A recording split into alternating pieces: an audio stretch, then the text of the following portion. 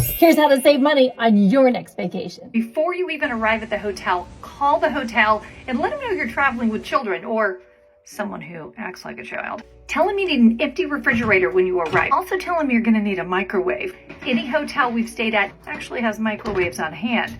You just need to ask for them. Once in a while, you will have a small charge. A lot of hotels also offer hot water pots. All I had to do was ask. Do you know what you can make with hot water? The kids love this. They actually start identifying certain snacks that we buy on the road with being on vacation.